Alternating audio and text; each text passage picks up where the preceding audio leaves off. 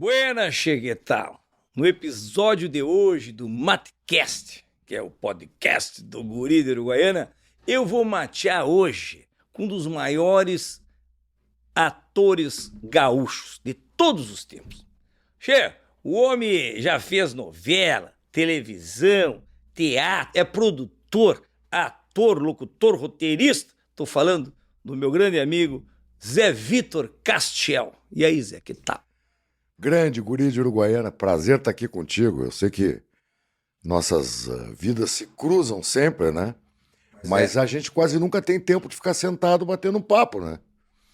Mas tu sabe que, embora eu já te conheça há muito tempo, eu fui dar uma pesquisada, afinal de contas, a gente aqui já entra sabendo um pouco da vida do camarada, né? Sim. Quem faz essa pesquisa, na verdade, eu vou te falar, ó, Sim, a Silvia Helena. Silvia, eu achei que era o Licurgo.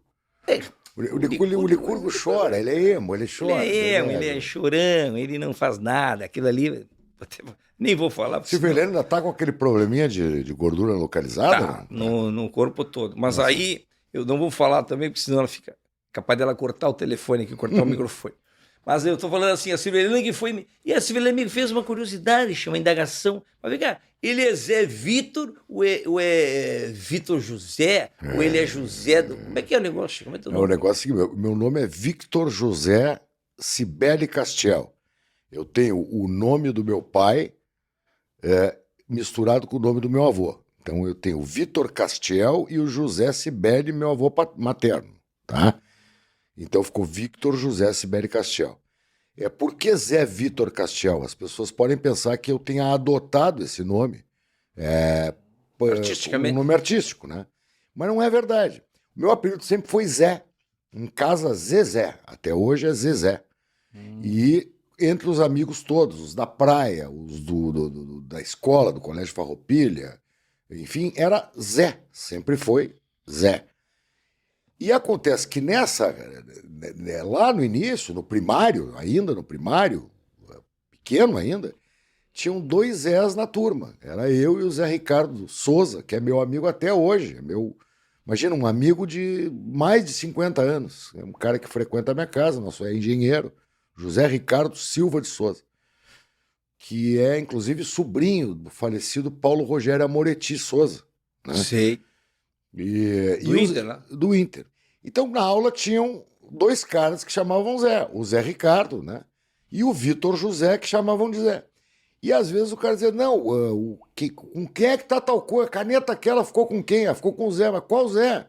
O Zé Ricardo? Não, o Zé Vitor. Aí que pegou, então. E aí, todos os meus amigos, tanto do colégio quanto lá na praia, lá em Atlantis, começaram a me chamar de Zé Vitor. Chama, tu estudou onde? No Farroupilha? Eu estudei no Farroupilha, eu fui alfabetizado no Farroupilha, eu tenho 63 anos. Eu ingressei no primeiro ano aos 6 de idade, 1964, né? E fui alfabetizado no Farroupilha, e lá mesmo eu comecei a minha atividade teatral amadora. Tu já na começou... década de 70, exatamente. De piá, sim, tu já fazia arte, como se diz. Não era bem piá, com 14 é piá, né? Tu sabe que o Licurgo também, né? O Licurgo, ele fazia arte desde pequeno. Você apanhava que era um louco. Fazia muita arte. E o Licurgo parece que ele foi analfabetizado, né, Licurgo? Eu acho que... Licurgo, dá licença, vem aqui. Quero te apresentar, que tu já conhece. O Zé Vitor Castiel. Licurgo, eu tenho uma pergunta para te fazer depois, Licurgo. Aí ele vai te responder depois por e-mail. O que é, Licurgo? Lá vem ele com o selfie dele. Esse é um chato, rapaz. É o seguinte, Licurgo, esse cara judia muito de ti. Depois me manda um e-mail com a relação de todas as vinganças que tu quer, que eu vou espalhar para os colegas todos, nós vamos tudo em cima do Guri de Uruguaiana. Tá, ô Licurgo, dá licença. Não cai nessa, hein, tu vai perder o emprego. Dá licença. Depois tu volta aí. Isso aí, vivia no SOI. Isso aí fazia arte. Eu também. Eu era sócio atleta do SOI. Fazia arte, uma barbaridade. Vivia no SOI. Tá, mas daí tu saiu da faculdade, foi pra faculdade, foi fazer teatro. Não, fazer direito, cara. Porque é o seguinte, quando eu vou contar rapidamente para objetivar, nós não temos lá uma tarde inteira, poderia ficar aqui mateando uma tarde inteira, mas não tem, infelizmente. Quando nós montamos um espetáculo em 1974, primeiro espetáculo que eu montei amador chamava-se A Roupa Nova do Rei, que é aquele clássico, né? Que tem. Depois, em seguida, montamos um outro espetáculo em cima do livro do Khalil Gibran, O Profeta. Nós éramos 6 em cena, eram 5 meninas e eu. Tu era profeta, no caso? Não, na verdade é em cima do texto do Profeta, né? Que é um texto bastante conhecido do Khalil Gibran e tal. E o texto é um livro, né? Que a gente adaptou e tal. E aquilo foi tão bem que o colégio deu tanta força para a gente fazer aquilo que a gente acabou vencendo um festival estudantil de teatro que aconteceu em Novo Hamburgo. Ganhamos todos os prêmios e tudo mais. E de prêmio, além do troféu, que eu guardo com carinho até hoje, nós ganhamos uma pequena temporada no Teatro de Câmara, na República, Rua da República 575, que ficou sucateado e agora foi reformado e está para ser inaugurado pelo Opinião, Mas pela é o Túlio produtora Piva. Opinião. É o Túlio Piva. O Túlio Piva. Mas Tá? isso mesmo. Que agora está sendo reentregue Participei lá, já foi extremamente importante aquele teatro. E será de novo, porque a produtora Opinião, ao vencer a licitação para ocupar o Araújo Viana, pegou na contrapartida arrumar o contra. Exatamente isso. Mas que coisa boa, que notícia boa. Aquilo ali fez parte da história, né, da música, do cenário, né, Che? Pô, eu estreiei participou lá, fez temporada lá. Eu estreiei a verdadeira história de Edipo Rei lá. É mesmo? No dia 7 de setembro de 1985. Mas retornando, ganhamos de prêmio fazer uma temporada lá. Um fim de semana, de quinta a domingo. Naquela época, o nosso fim de semana era um esquema que era quinta a domingo, não era sábado e domingo só. Mas só que era uma época ainda de censura, de repressão e tal, 1974, né? Aliás, era o auge, 75, era o auge da repressão e tal. Da repressão da E tu política. estudando direito. Não, eu no colégio ainda, eu ainda secundarista ainda. Esse era o meu último ano naquela época era o terceiro científico, né, guri? É verdade. E aí, quando volta de Brasília, a peça volta toda cortada. Pela censura. Pela censura. Então, meninas de 16 anos escreveram um troço que foi censurado para 21 anos. E aí foi um para cada lado. Era esse que tinha o Luiz Emílio Strasburgo? Não. Aí já é profissional. Entendi. Aí já é profissional. O que acontece? Aí eu me desiludi. Eu digo, eu não vou fazer esse troço aí. Por mais que eu adore fazer teatro e estar no palco e tal, eu vou desenvolver minha carreira por outro lado, né? Aí tu foi fazer direito, queria ser advogado. Não, na verdade eu queria um lugar onde eu pudesse me manifestar. Eu pensei que eu podia fazer sustentações orais, né? Que eu pudesse ter, né? Fazer júris, essas coisas. Queria ser juiz, então? Não, eu queria ser advogado, mas trabalhar aonde tivesse julgamento. Já pensou tu juiz aí? Ô, Nicru, já pensou em o juiz, o Zé Vitor sendo juiz? No Grenal, já pensou? Ele de juiz do Grenal. Mas não é esse juiz. Só ia torcer pro Inter. Mas Licurgo não é esse juiz. Não é esse, cara. Não. É outro. Licurgo, tu nem pra gandula serve, por favor. Juiz de direito. Aí o que acontece? Eu fui fazer a faculdade de direito, mas fui meio sem vontade, assim. Só que tive uma surpresa muito grande, né, guria? A faculdade de direito me deu muita cancha de vida, né? Eu adorei fazer. Eu comecei já no primeiro dia de aula. Um pouco de preconceito, então, de tu não ser artista, família, tu mesmo. Nenhum preconceito eu já tinha. Eu tinha um tio que era um dos maiores diretores de teatro do Brasil, Antônio Abujan, que era o cara que me levava para São Paulo. Eu ficava na casa dele. Aquele programa lá. Provocações, era o Ravengar da TV. Exatamente. Então não era nenhum preconceito. E o filho dele é do Mulheres Negras. O André é um grande guitarrista. Primo, ele. Concorreu agora, nessa última edição, nessa mais recente edição, ao Grammy de melhor álbum. É meu primo irmão. Meu primo irmão, André. E o que acontece? Eu não teve nada disso. O preconceito foi meu, de adolescente mesmo. Né? Eu disse, não vou ficar aí fazendo as coisas para depois dizerem que eu não posso fazer, ficar me chamando de vagabundo, de não sei o quê. Fui fazer o direito onde eu poderia me aproximar, mas não deu. Eu adorava a faculdade de direito, aprendi um monte de coisa bacana que eu uso até hoje. Por exemplo, até hoje eu faço meus contratos, até hoje eu não tenho agente, né? Que cuida da minha carreira. Claro, quer dizer, tem conhecimento jurídico, né? Porque eu adquiri e me especializei, inclusive, em direito autoral. O que aconteceu? Quando eu me formei, eu pedi permissão para o meu pai. Naquela época se pedia permissão aos pais, né? Sim, para fazer terminar. Eu tinha ganho um Fusca. Um Fusca 79, né? A placa era AK8237, um Fusca bege Ipanema, 0 quilômetro. E eu pedi licença ao meu velho pai, que já se foi, que Deus o tenha em bom lugar, para vender o carro e fazer uma aventura viajando pela Europa, naquela época. Opa. E ele permitiu. Então, no dia que eu me formei em 81, no dia 20 de dezembro, passaram as festas. No dia 1º de janeiro, eu embarquei num avião da British Caledonian e fui para a Inglaterra.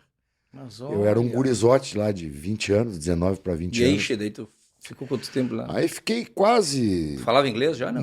Não. Eu não só não falava, como o bosta voltou sem conjugar o verbo to be, porque eu me matriculei já na Inglaterra, eu me matriculei numa escola para estudantes estrangeiros, né?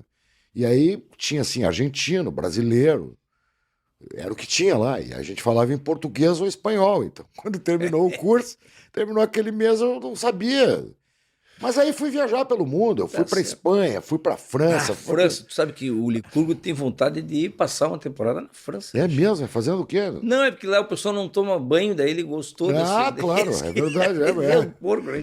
mas na Inglaterra também, eu vou te contar uma história. Eu nesse curso que eu consegui fazer lá, eu tinha direito a uma hospedagem, né? Tinha aqueles caras que iam para os Estados Unidos, faziam aquele American Fields, fellowship, essas coisas assim, e eles ficavam em casa de família e depois chamavam de pai e mãe, que meu pai é americano, né? Na Inglaterra não tinha disso, era hospedagem mesmo, pagava. Eu fui para casa de um taxista, um judeu chamado Melnick, Gerald Melnick. Depois veio para cá e fez carreira aqui. Não, esse foi um primo dele, o Milton, né? Tá. Pensei que Esse era Gerald Melnick. Comprou uns terrenos aí, mas aí cheguei lá no dia 2 de janeiro, guri, e nevava, mas nevava que mais nem... do que no Snowland aqui de Gramado. Mas nevava muito, e aquela coisa, tu sabe como é que é, né, guri? A gente aqui passa frio. Mais do que vacaria Aí, ali. a gente aqui passa frio, e tu sabe que tu te agasalha todo, sai caminhando, tu sai peleando, né? Sai Deus o livre. pelo campo a cavalo. Sai quando tu volta com uma asa do tamanho do bonde. Imagina. E eu caminhava 4, 5 quilômetros para ir até a escola e voltava mais 4. E voltava com aqueles pullover pedindo uma máquina de lavar roupa, tirava aquela roupa e entrava no banho. Mas no terceiro dia me vem o tal do Gerald Melnick e diz: olha, tá gastando muita água. E eu digo: mas meu amigo, eu vou lhe contar uma coisa que talvez o senhor não saiba. Eu sou brasileiro, né? Paizinho, pequenininho, lá do terceiro mundo, tá? Mas lá a gente toma banho todo dia, no verão e no inverno, sendo que no verão, às vezes, 2 ou 3 vezes. Cara, com os olhos... Eu tinha desconfiança que o Licurgo tinha uma origem europeia. Inglesa, né? Inglesa. Agora eu tô me convencendo. Licurgo, tu tem um pezinho na Inglaterra, eu acho que, pelo amor de Deus. E agora, então, nós vamos voltar para aquele troço. Aí eu voltei para cá, depois de 7, 8 meses, sei lá, voltei para cá. Já esgualepado, porque naquela época não tinha celular, a gente falava por carta. Eu mandava carta para casa e recebia carta. Às vezes conseguia um orelhão meio estragado, botava um pound, não, uma moedinha daquelas, e ficava um tempinho mais falando com o cara. Mas voltei. Quando voltei, já me matriculei direto na Escola Superior da Magistratura para ser juiz, né? Podia ser juiz. E quando eu cheguei na metade do curso, eu me dei conta de que para eu poder fazer o concurso para juiz naquela época, precisava uma idade mínima e eu não teria. Eu precisaria esperar 3 anos fazer o concurso. Chutei tudo para cima, né, guri? Aí tu foi para... Aí fui e procurei um cara chamado Ludoval Campos, que tu deve conhecer, um grande ator que está no Rio de Janeiro há muitos anos, mas estava aqui, era do Departamento de Arte Dramática. Na época ele era o CAD, né? Curso de Arte Dramática. E disse: olha, cara, eu sei contar piada razoavelmente bem, eu acho que eu quero ser ator, eu já fiz teatro amador. Se tu souber de alguém que possa me aproveitar ou me dar uma chance, eu acho que eu poderia ir bem nisso, né? Isso é 1982, por aí, 82. Na época que estava... O Porto Alegre estava efervescendo, né, Che? Essa história do teatro, né? Foi quando o teatro e a música gaúcha nativista também, né? Foi quando surgiu lá o Peria, surgiu os bares, né, Che? E o teatro veio nessa onda aí, veio o Trate... Bom, Trate Milhão era do... Não, era assim, ó, o Trate Milhão veio para cá. Veio Foi. pra cá com a Regina Regina Casé, Casé, o Luiz Fernando Guimarães. Carvalho, Luiz Fernando Guimarães. Enfim, aqueles caras E aí maravilhosos. surgiu aqui o Mas aí Verdes tava- Anos ali, aquela turma Não, mas é cinema, né? Cinema fizeram o Verdes Anos, o Deu Pra Ti anos 70, cinema. Tá, era o Bailê na Curva. Mas no teatro, não, antes disso ainda veio uma peça chamada Love, Love, Love, Gilberto Perim, Suzana Saldanha, Isso mesmo. sabe? Uma turma precursora do teatro mesmo, os caras que ficaram aqui, porque os anteriores eles foram embora para São Paulo, que era o Abujan, o Perey, o Paulo José, a Lilian Lemers, o Lineu Dias, o Vinícius Salvatore, Tudo pra Ieta Moreira, que todos foram brilhar depois. Alguns desses anteriores, 60, 70, década de 60, 70, ficaram aqui, como a Ivete Brandalize, o Milton Matos, que já faleceu, infelizmente. Mas esses caras aí, o Gilberto Perim, o Luiz Arthur Nunes, que era um grande diretor, a Graça Nunes, que sua irmã, a Irene Brits, que esse pessoal todo, entendeu? Eles faziam um teatro de altíssima qualidade. E foram precursores, então, porque esses caras eram o seguinte, eles tinham uma levada diferente. Tinha um grande diretor que organizava uma equipe teatral e montava um grande espetáculo, né? Então tinha a Maria Helena Lopes, tinha a Irene Britsky, o Luiz Arthur Nunes, a Graça Nunes e uma série de outros diretores que eu peço desculpas aqui de não citar, porque realmente na minha cabeça não tem todo Sim, mas esse tu lembrou, HD, tem meu muita HD gente tá aí, cheio. Eu não me lembro, a metade eu já nem ia lembrar. Mas aí pegava, assim, o Gilberto Perim, que era um baita ator, a Suzana Saldanha, baita atriz, o professor Luiz Carlos Vasconcelos, enfim, uma série de gente muito boa e montaram um espetáculo chamado Love, Love, Love. E esse espetáculo explodiu, guri. Ele explodiu no Teatro de Câmara de uma maneira tal que fez com que uma gurizada que estava lá com 15, 16 anos se juntasse e começasse a outra fase do teatro, já era a terceira fase. A primeira fase era o teatro de equipe e teatro estudante, que é aquele que eu te falei. O teatro de equipe era no Teatro de Arena, né, que usava mais o Teatro de Arena, que era a Ivete, o Milton, Sim. o Perey, o Paulo José e tal. E o teatro do estudante, que era egresso da Faculdade de Filosofia da PUC, que era o Abujanra, a Ieta Moreira, o Vinícius Salvatore, a Lilian Lemers, esses caras aí.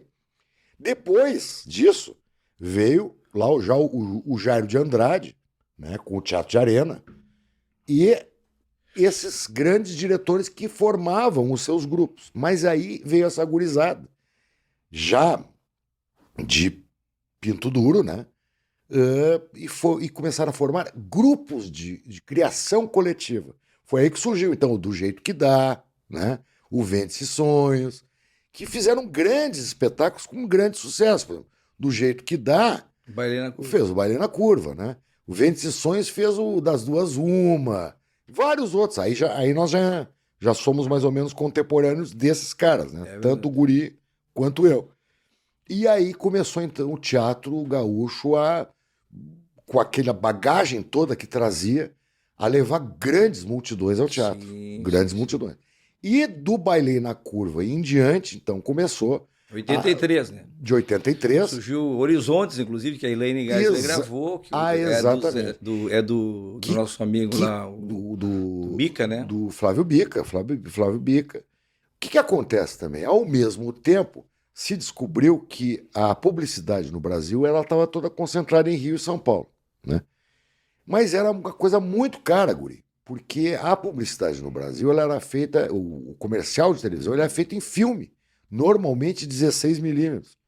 Película mesmo, coisa que nem existe mais, hoje é tudo digital.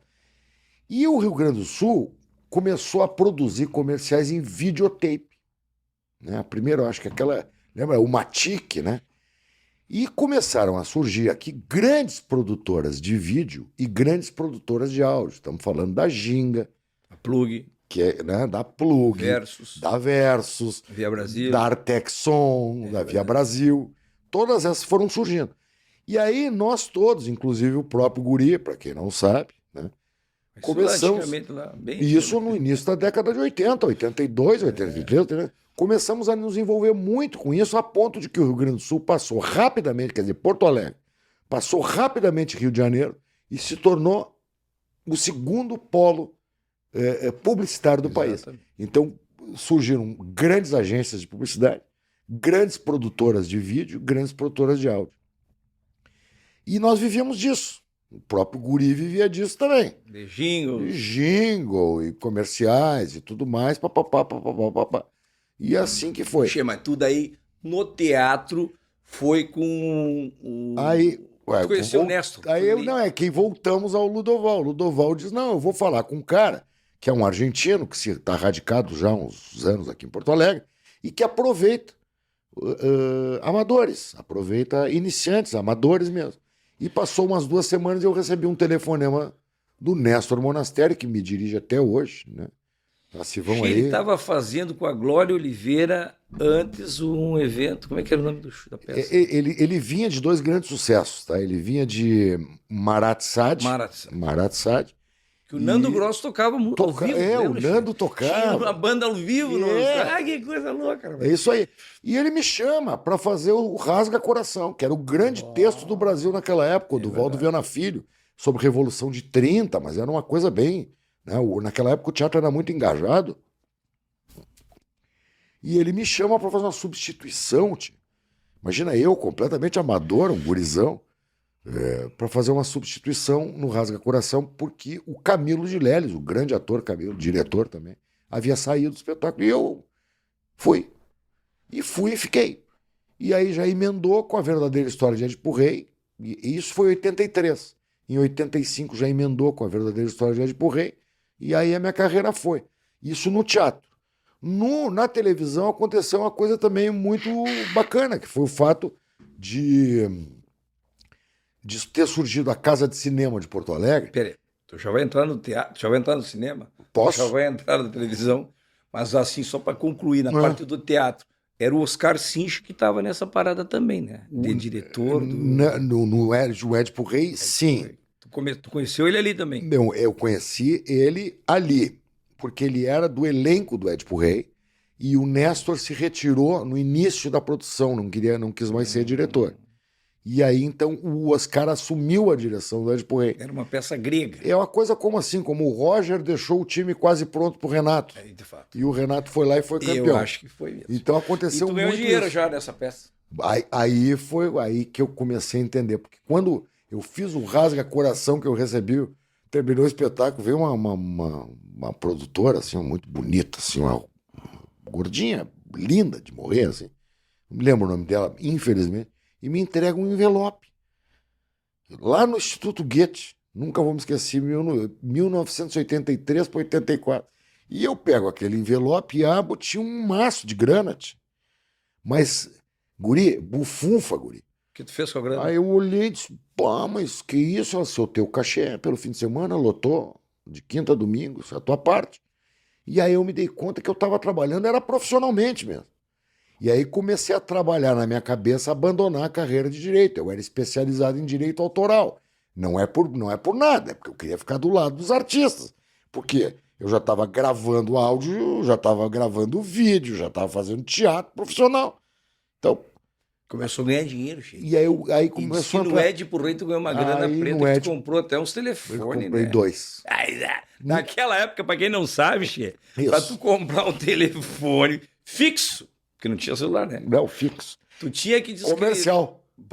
Comercial. Tu tinha que descrever no CRT, comprar o telefone, depois tu tinha um patrimônio, aquilo fazia parte assim, tu comprava, Chico. Até alugava, né? Alugava, comprava, e eu vou te contar uma história interessante. Quando nasceu a minha filha, Alice, eu ainda tinha uma reserva de grana. Mas assim, foi horrível, porque ela nasceu em 90, no ano que o Fernando Collor tirou o nosso dinheiro, lembra? Uhum. Então, como eu tinha uma reserva... Eu tirou o teu? Tirou o dinheiro todo. Tirou o que eu quero dizer. Bom, tá, não, simbolicamente. Tirou o dinheiro do país, digamos assim. Sim, congelou as poupanças. Eu até ia reclamar, porque eu não via, eu não tinha dinheiro. Eu também não. Mas aí eu fui ajudado, tá? Eu não vou contar essa história, mas eu fui ajudado por um grande amigo que nunca me esqueço. Me deu $1.000, tirou de um cofre $1.000, que era o dinheiro que valia, porque eu não sabia se era cruzeiro, cruzado novo, o que era aquilo ali. Era uma $1.000. Era uma michórdia. Me deu $1.000, foi que eu fiz o parto da Alice lá, né? Consegui pagar anestesista, o obstetra e tudo mais.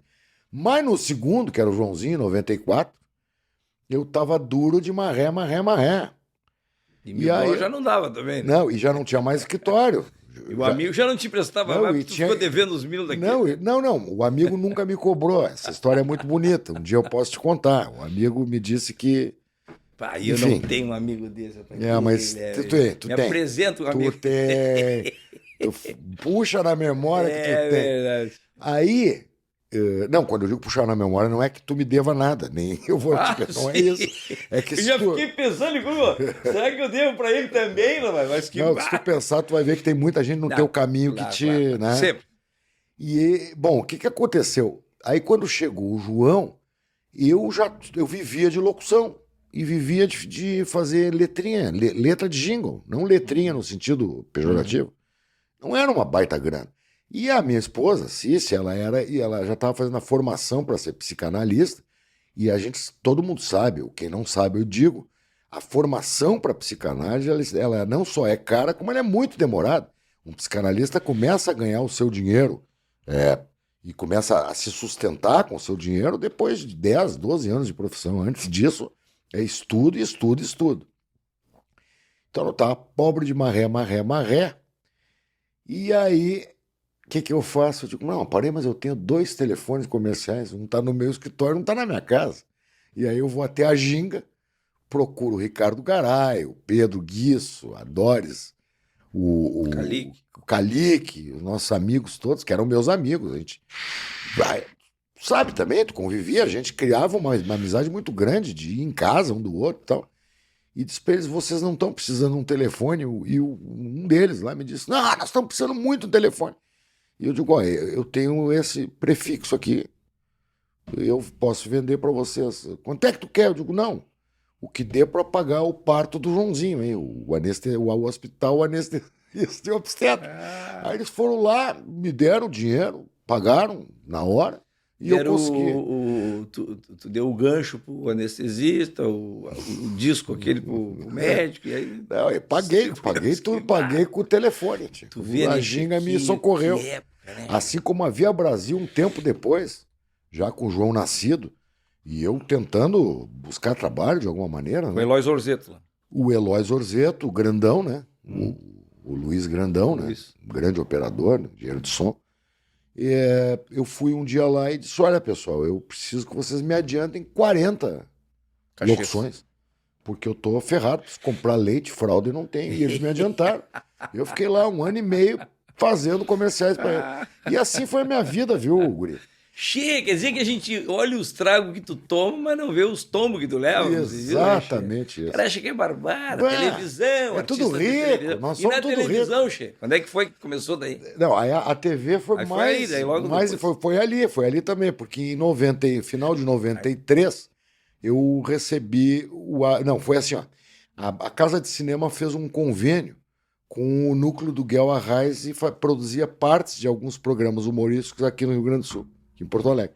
E nos usava como coadjuvantes ou como participantes e tal, mas nos usava.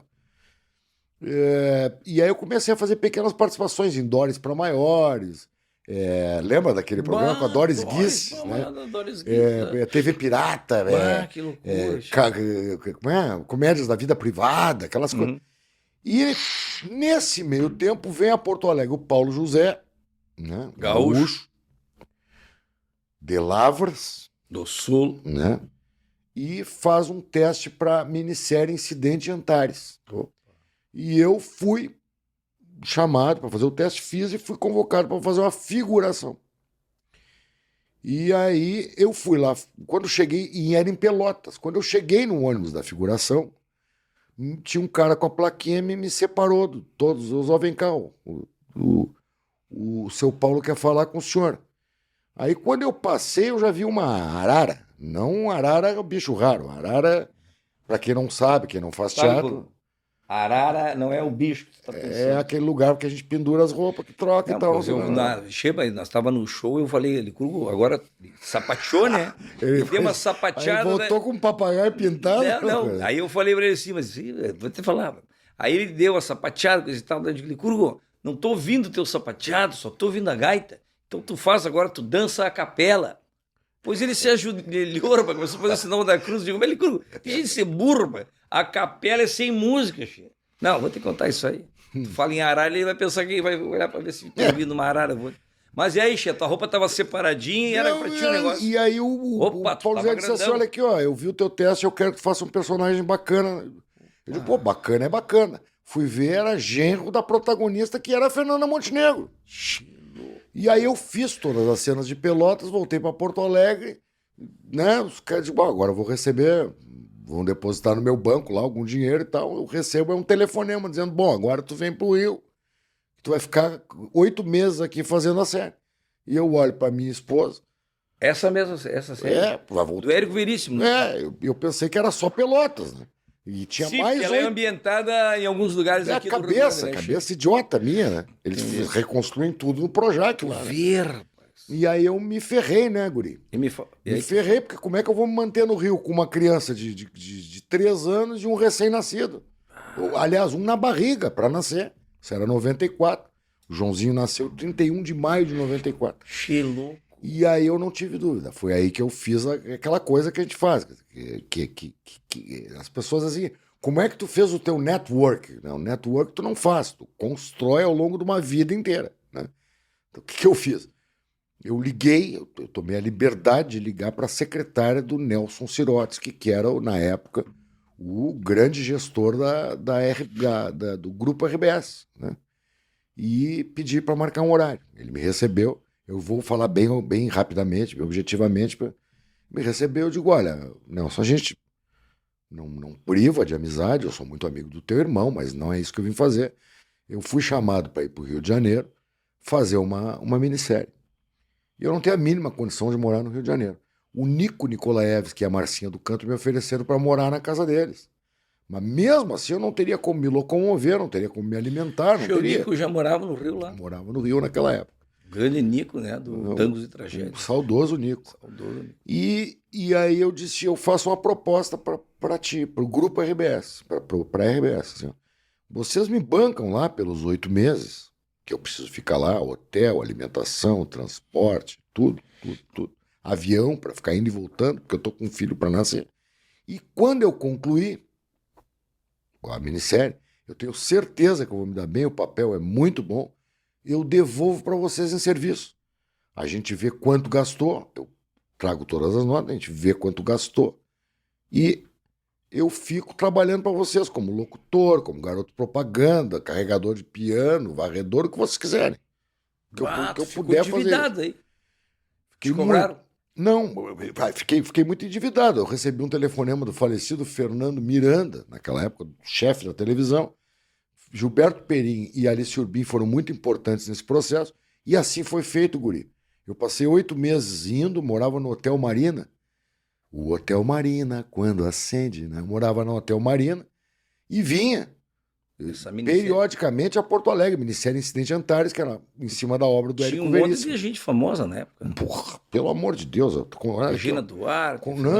Contracenei com Fernanda Montenegro, Marília Pera, Gianfrancesco Guarnieri, era a estreia do Alexandre Borges na televisão também,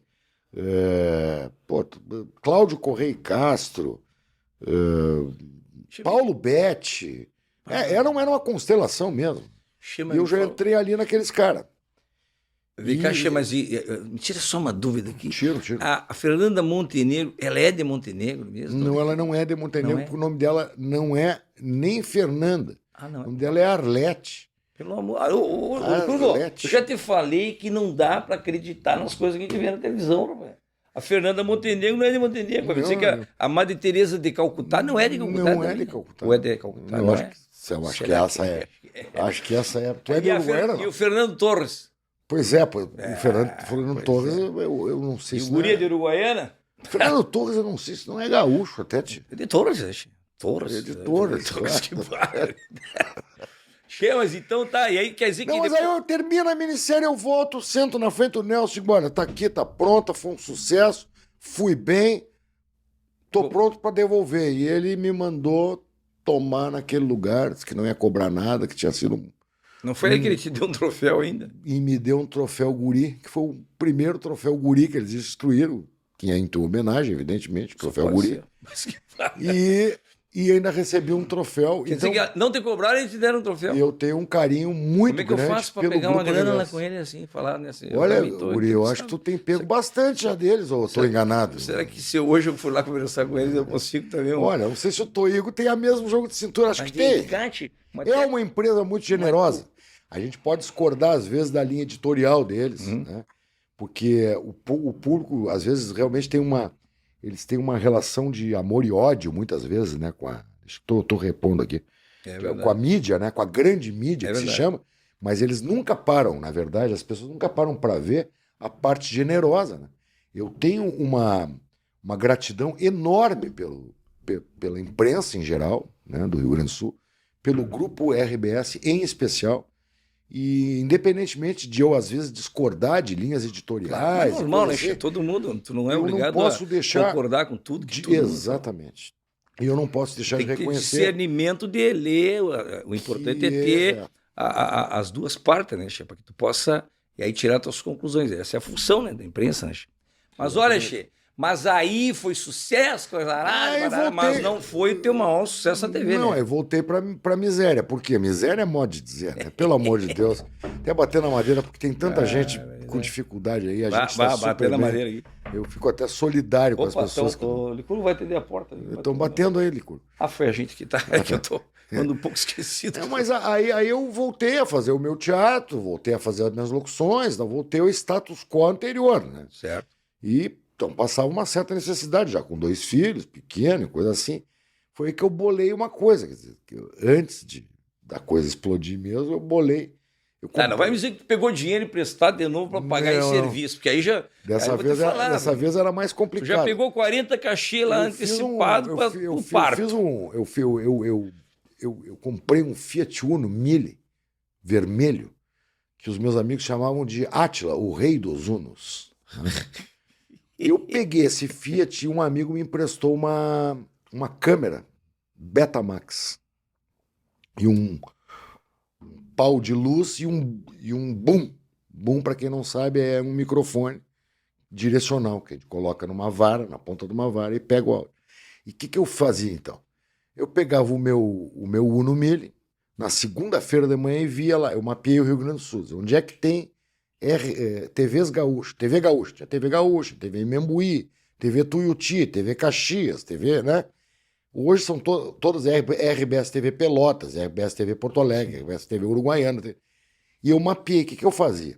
Eu botava aquele equipamento no carro, segunda-feira às 5h30 da manhã eu montava naquele Uninho e ia embora para uma região dessa, Caxias, por exemplo, ou Erechim, por exemplo. Tinha a TV Passo Fundo, né? Que era Membuí ou Tuiuti, não me lembro bem. Chegava lá, no que eu chegava, comia qualquer coisinha e tal, e ia para a Rua do Comércio, guri. E aí entrava de loja em loja nas lojas maiores. E dizia, olha, eu sou ator, tenho um equipamento aqui, eu sou uma produtora de vídeo. E eu posso lhe entregar pronto um comercial da sua loja. Depois o senhor se entende. A RBS me dava a edição. Mas o senhor se entende com a mídia com eles lá, depois o senhor compra a mídia e eles botam na TV. E assim eu ia, saía na segunda e voltava na sexta. Sempre voltava com dinheiro assim, ó, pro rancho, pra mamadeira, sempre voltava com algum dinheirinho no bolso. E eu ia no cara e dizia assim, o que o senhor quer vender? O que o senhor tem de bom aí? Eu gosto, a minha loja vende fogão, forte aqui é fogão. Então eu já escrevi um textinho ali, posicionava a câmera, botava um cara no meu frente, posicionava bem a câmera, ensinava o cara onde é que ele apertava, pegava alguém para segurar o boom e tal. E ia solito? Ia solito. E sexta-feira de tardezinha, eu vinha dar uma paradinha na lancheria do parque antes, tomar um cafezinho. Tu é, porque eu não, famosa porque eu não bebo, né? Eu não bebo álcool. É famosa lancheria do parque da tua vida, né, Che? E aí eu dava uma paradinha, tomava um cafezinho e ia para casa assim, ó, leve, com o dever cumprido, tendo ganho isso. E aí é que surge aquilo que tu estava perguntando. Mas tu estava falando em Uno Mille, só para concluir. Tem uma história de uma raspadinha do Uno Mille, como é que é a história? Não é a raspadinha do Uno Mille, que é o seguinte, numa dessas viagens aí, numa loja dessa, um cara que estava lá, diz assim para mim, Zé, nós estamos lançando a raspadinha. Raspadinha, para quem não sabe, né? Para quem não sabe, raspadinha é um bilhete que a gente pega um lápis, alguma coisa pontiaguda e raspa. Se sair as figurinhas igual ali, ou se sai alguma coisa, sai um prêmio ali. E aquilo era uma febre no Rio Grande do Sul. Nossa Aquilo, Senhora. naquela época, na década de 80, era uma febre, 90, né? Início, 90. Era uma febre no Rio Grande do Sul. Tanto que eu e o Gelson Oliveira fomos à bancarrota uma vez. Nós tínhamos lá, cada um na época, sei lá, 50 dinheiros, juntamos, nós estávamos na casa do Oscar, duro. O Gelson Oliveira, o grande intérprete, grande compositor, cantor. Digo, Gelson, quanto tem no bolso? Ele disse, eu tenho 50 dinheiros. Eu digo, eu também tenho 50 dinheiros, eu não sei quanto era. Vamos juntar os 100, comprar de raspadinha e vamos ganhar alguma coisa melhor. E não ganhamos porra nenhuma, guri. Perderam dinheiro. Até hoje eu e o Gelson nos olhamos, perdemos tudo. São os amigos que a gente fazia nas produtoras, né? Amigos queridos que ainda estão por aí, né? Mas a história da raspadinha é o seguinte, eu tô lá, terminei o comercial, o cara veio para mim, um cara que estava ali pela loja, e disse assim, olha aqui, eu tô lançando, eu sou empresário, eu tô lançando uma raspadinha aqui em Erechim. Eu estava em Erechim. E eu preciso de alguém para estar no palco e vai estar lotado o clube da cidade para vender as raspadinhas, para dizer e tal, blá, blá, blá. E eu digo, não, eu topo, quanto é que é o cachê? O cara é, sei lá, X dinheiros. Eu digo, não, quero. Daí complementava mais, eu tava indo bem, né? E cheguei lá, tinham 2 caixas de raspadinha, sei lá quantas 1000 cartelinhas tinha. E o cara veio no meu ouvido e diz assim, ó, pode dizer que aqui, entre essa aqui, tem pelo menos um carro. Pelo menos um carro. Bom, né? O pessoal comprar. O pessoal comprar. E eu, que fui pro palco, eu disse, a raspadinha, e tô vendendo, e comecei a vender de uma por uma. Já estava vendendo de cartela de 20 por 20, Claro, 30 por 30. Isso era certo que tinha um carro ali, né? E o pessoal a raspar, e eu olhava e dizia, o carro... Os neguinhos já sem unha. Os negros já só no dedo, só no... Guri, ninguém gritava bingo. Ninguém gritava já tinha bingo. gente só com um toquinho de dedo aqui, ó. E aí começou a esvaziar aqueles troços do meu lado. Calma que o carro tá aqui. Pô. Aí chegou quase no fim, eu chamo o cara, cara, tu não me leva a malte, mas já são 9 da noite, eu tenho que ir para Porto Alegre, eu acho que o meu serviço está feito. Ele disse, não, tá feito, pode ir e tal. Me deu um cheque que tinha fundo, naquela época existia cheque, tinha fundo.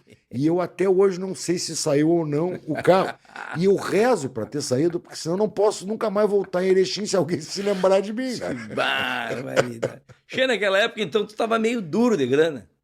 Meio duro. Todos nós. E olha a coincidência. Aí eu fui pro meio mole logo em seguida, né? Pois é. Totalmente mole, né? Tu foi ser o viriato. Foi o que aconteceu. Por que aconteceu? Quando eu terminei em 94 a minissérie, eu comecei a receber diversos convites para fazer novela no Rio. Pela TV Globo.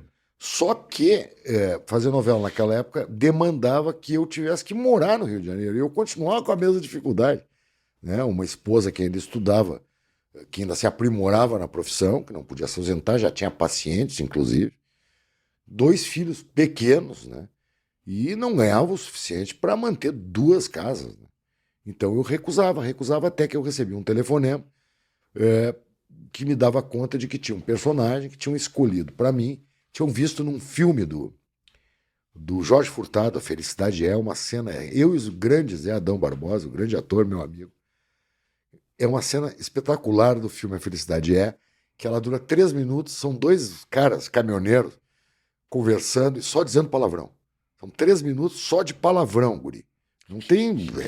E aí o Manuel Carlos viu aquilo, só o gordinho aqui, esse eu quero para fazer o brocha da novela. Ele te ligou? Ele ligou primeiro e disse, olha, ninguém quer fazer esse papel, então já vou te avisando que... Eu digo, não, mas eu quero. Só que tem esse problema. Eles, não, vai te ligar um produtor e eu tô te indicando aqui. Eu tô te escalando para a novela. Tu tá escalado para a novela. Então tu pede bem, um bom salário, pede estadia, alimentação, transporte, tudo que eles vão te dar. Que novela era? Novela Laços de Família, 1989, final de 99. Final de 99. Então eu tinha ficado quase 5 anos sem fazer televisão no centro do país. E assim foi feito. Me ligaram, eu pedi, fui ao Rio de Janeiro, me lembro do aeroporto.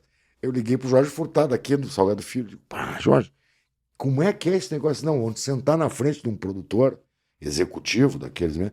E o cara vai tentar te puxar para baixo, tu mantém, porque ele tá, já disseram para ele. Tem que Tem que ser ser tu. E aí quando ele me ofereceu a grana que ele tinha, eu já topei. Porque me lembro na época, 1999 para 2000, eram 6 mil reais de salário. Que era dinheiro. muito dinheiro. Era muito dinheiro. Muito. E aí, mais hotel, né? Fui morar no hotel. E no hotel. Esse que tem em Porto Alegre, que é gaúcho, que tem lá no Rio de Janeiro, só vou me lembrar. Fui morar nesse hotel em Ipanema e tinha o transporte, a alimentação, no próprio Projac, era uma maravilha. Sim, mas e tu ia ser o quê? Era um E segurança? era para fazer era não, fazer o segurança. brocha, para fazer um cara Mas que era era. mas O cara casado, morava numa clínica de ele era um pau-mandado da mulher. estética e estava sem emprego, ele era um pau-mandado da mulher, estava deprimido, estava fudido, tarará, barará. Óbvio, é como como com E tu qualquer te pessoa. apavorou assim de pegar isso aí? Não, assim, eu tinha aquela... O cara já falou, eu tinha o Manuel já tinha é. dito que era um personagem que já tinha sido negado por outros artistas, né? Porque É que tem uma coisa, né, Guri? Eu venho do teatro, né? E no teatro a gente aprende que ser ator, que é uma coisa que tu faz muito bem, o Licurgo faz muito bem, é quando a gente vai dar a rota, aquela besteira, preciso defender meu personagem, tu sabe que tu sabe que a maioria dos bonitinhos se defende do personagem. Então vem do teatro. Se o cara é broxa, é broxa. Se o cara peida, ele peida. Se o cara é... Entendeu? Tá, mas no caso, eu já ouvi falar também que o artista às vezes tem que fazer laboratório, né, Che? Mas naquela época não tinha. Hoje eu tenho que fazer diariamente. Naquela época não tinha. E aí, quando tem que fazer laboratório para ser broxa? Não, foi acontecendo. Não dá para contar muita coisa aqui. Mas, Sofreu muito com isso, Che? Sofri muito porque eu estava no auge da paldurecência, entendeu? Eu tinha a idade, eu estava na idade da... E aí, mas o pessoal na rua... Ah, não, na rua era uma festa, né? Pô, eu fazia questão de gravar e voltar para Porto Alegre. Se eu tinha 2 dias de folga, eu já vinha a Porto Alegre. E eu ia buscar meus filhos na escola, né? E já estava ganhando melhorzinho, já podia botar numa escola particular e tal. Estavam estudando no Monteiro Lobato, né? Uma bela escola. Mas era até hostilizado. Tinha cara que passava por mim e dizia: que vergonha, ficando fazendo papel de bicha na televisão. Eu digo, não, bicha não. Eu tô fazendo papel. Eu não tenho. Claro que eu não tenho problema nenhum de fazer papel de bicha. Se eu tiver que fazer, eu faço. Não tem problema nenhum. Não tenho nenhum preconceito, espécie alguma, e odeio preconceito. Mas não era, ele era broxa. Deve ser difícil fazer papel de broxa não é, contracenando com a Daniela Vinicius, né? Não era Daniela Vinicius. Foi depois que tu foi na outra novela. Com a Daniela Vinicius foi o contrário. Tu não era broxa? Casei com a Daniela Vinicius e ganhava beijinho na boca. Mas que... Para, tô te dizendo. Mas em compensação era corno, né? Como vem caixa, tu deixou... Mas tu já viu o gordo? Tu já viu o gordo? Eu juro você corno. Tu já viu o gordo ir pra televisão e não fazer brocha, corno, peidorreiro? Esse negócio de brocha, esse negócio de corno é que bota na cabeça da gente, né? Corno é uma coisa que E foi assim, Guri, foi assim. Aí eu fiquei amigo de muita gente lá. E quando eu fui pra minha terceira novela, né? Das 8, seguida, assim, fui encaixando uma na outra. Eu fui fazer uma novela do Benedito Rui Barbosa, num papel maravilhoso, chamada Esperança, numa novela linda, linda, linda, sobre a imigração italiana no Brasil e tal. Só que, aos 30 do primeiro tempo, eu recebo um telefonema do Jaime Monjardim e diz: Tchê, eu tô precisando de mais um gaúcho no meu elenco. Eu já tô com o Werner, fazendo o Bento Gonçalves, eu tô com o saudoso Marcos Barreto, fazendo Ele estava te convidando para casa da Sete dos cunhados, e eu preciso de um cara para fazer um personagem que não está no livro da Letícia Verchovsky, que é o Mascate, porque o Tabajara Ruas me disse que, na época de guerra, o Mascate era um cara muito importante. Era o cara que fazia... Levava as conversas. que era o cara que costurava, que levava víveres, Claro, que claro. dizia... Tinha acesso em tudo que era lugar, porque estava vendendo E produto. eu digo, mas eu tô na das 8, né? E naquela época a novela das 8 era o melhor produto da Globo. Ele disse, não, vou falar. E, pô, o diretor era o Luiz Fernando Carvalho, um esteta, um cara espetacular. Eu digo, Gêmeo, eu tô louco para fazer, porque eu quero muito contar a história do meu estado. Eu tenho, assim, ó, tu me deixou agora... E ele disse, não, eu vou falar com o cara lá. E aí falou. E aí eu descobri como o cara pode sair de uma novela fácil. Como? Porque quando eles fecharam lá, bateram o martelo, eu fui lá e renovei meu contrato com a Globo. Eu estava com um contrato por 1 ano, renovei por mais 1 ano, né? Que era o tempo que ia ser para fazer a série. Eu renovei o contrato, estava tudo certo para eu sair da novela. Chega um capítulo que é assim, ó, sou eu e meu pai numa sala, e eu digo para ele, papá, eu acho que eu vou embora. Vou colher café em outro lugar. E ele disse, meu filho, e eu acho que eu vou junto. E eu digo, então vamos. Psst. Sai da novela. Sai da novela. E já fui para um sítio que tinha ali pertinho da Várzea Grande, perto onde mora o Tiagão, o Thiago Lacerda e tal. E já fui, e ali era um centro de treinamento. Né? Tinha muito gaúcho ensinando os caras. Para treinar já por 7 mulheres. Claro, ensinando os caras a tomar mate, sair da novela e já fui direto pro treinamento. Ensinando os caras como montar no pelego, porque é diferente da cela. Ensinando os caras a simular a guerra, ensinando a mim como conduzir uma carroça com parelha. Não era uma carroça com um animal só, eram 2. E ensinando os caras como se pegava uma cuia, que cuia não é de dar um gole e entregar para o outro, de tomar todo. Hoje, infelizmente... Hoje não estamos compartilhando. Não estamos ainda, já vamos chegar lá. O que é o símbolo da hospitalidade gaúcha, compartilhar o mate. Exatamente. Mas hoje, infelizmente, estamos aqui... Tivemos palestras maravilhosas. Tivemos uma palestra com o falecido e querido Paixão Cortes, que foi histórica. Foi histórica. Ele uma plateia lotada de atores e atrizes, né? Toda a equipe da série, todo mundo ali. E o Paixão Cortes num palquinho, falando daquele jeito dele, já era um cara entrado em idade, né? Já era um senhor de idade, com o seu lenço vermelho, né? Perguntando se eles sabiam por que o rio-grandense, né? Não o gaúcho, né? O rio-grandense usava o lenço. O vermelho, o branco, né? Normalmente o vermelho ou o branco pelos chimangos e maragatos, mas não era isso que ele queria falar. E aí foi uma gargalhada geral, gaúcho usa lenço por isso, por aquilo. Aí ele pega e diz assim, quem é o mais bonito que tá aqui? Aí todo mundo, o Thiago Lacerda, é o mais bonito. Thiago, vem cá um pouquinho, vem cá. Faz o seguinte,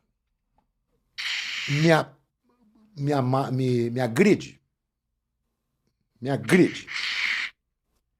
Thiago Lacerda não teve dúvida. Foi lá, agarrou no lenço dele e puxou. Quando ele puxou, ele tirou a cabeça do lenço, já estava com uma adaga na cabeça.